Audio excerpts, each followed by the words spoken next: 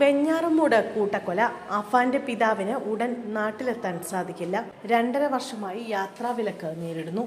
ഉറ്റവരെ അവസാനമായി ഒന്ന് കാണാൻ നാട്ടിലെത്താൻ പോലും കഴിയാത്ത പ്രതിസന്ധിയിലാണ് വെഞ്ഞാറമൂട്ടിൽ 5 പേരെ തലക്കടിച്ചു കൊലപ്പെടുത്തിയ 23-കാരൻ അഫാന്റെ അച്ഛൻ റഹീം. ഇക്കാമ കാലാവധി തീർന്ന് 2.5 വർഷമായി സൗദിയിൽ യാത്രാവിലക്ക് നേരിടുകയാണ് ഇദ്ദേഹം. റഹീമിനെ എത്രയും വേഗം നാട്ടിലെത്തിക്കാൻ സാമൂഹ്യ സംഘടനകൾ ശ്രമം തുടങ്ങിയതായാണ് വിവരം. 25 വർഷമായി പ്രവാസ ജീവിതം നയിക്കുന്ന റഹീം ഇപ്പോഴുള്ളത് ദമാമിലാണ്. 7 വർഷമായി നാട്ടിൽ വരാറില്ല. സാമ്പത്തിക ബാധ്യതകളും ഇക്കാമ പുതുക്കാത്തതും സ്പോൺസറുമായുള്ള തർക്കങ്ങളും കാരണം ദമാമിൽ കുടുങ്ങിക്കിടക്കുകയാണ് ഈ പ്രവാസി.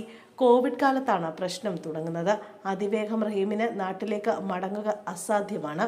ഇതിനിടയിലും മലയാളി സംഘടനകൾ പ്രതീക്ഷയോട് റഹീമിനെ വീട്ടിലേക്ക് അയക്കാനുള്ള നടപടിക്രമങ്ങൾ നീക്കുകയാണ്.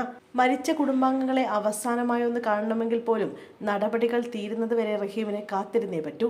ഒന്നുകിൽ സ്പോൺസറെ കണ്ടെത്തി ഇക്കാമ പുതുക്കി പിഴയടച്ച് യാത്രാവിലക്ക് നീക്കണം, അല്ലെങ്കിൽ എംബസി വഴി ലേബർ കോടതിയുടെ മുമ്പിലെത്തിച്ച് ഡീപ്പോർട്ട് ചെയ്യണം.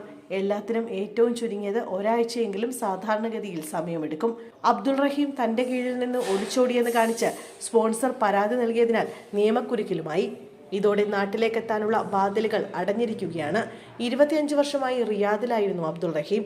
ഷിഫയിലെ മറാനിനടുത്ത് വാഹനങ്ങളുടെ പാർട്സുകൾ വിൽക്കുന്ന കട നടത്തി വരികയായിരുന്നു. കോവിഡ് കാലത്ത് കട നഷ്ടത്തിലായതോടെ സാമ്പത്തിക ബാധ്യതയേറി 1.5 മാസം മുമ്പ് ദമാമിലെത്തി. സ്പോൺസറുടെ പരാതിയിൽ നിന്നും നിയമപരമായി രക്ഷപ്പെടാനായിരുന്നു അത്.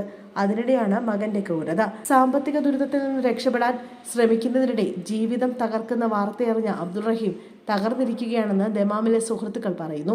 നാട്ടിലേക്ക് വരാൻ ശ്രമം നടത്തുന്നതായും വിസ കാലാവധി തീർന്നതിനാലാണ് വരാൻ കഴിയാത്തതെന്നും റഹീം പറഞ്ഞു. തന്റെ കടബാധ്യതകൾ വീടും പുരയിടവും വിറ്റ് തീർക്കാനുള്ള ശ്രമം നടന്നുകൊണ്ടിരിക്കുകയായിരുന്നു.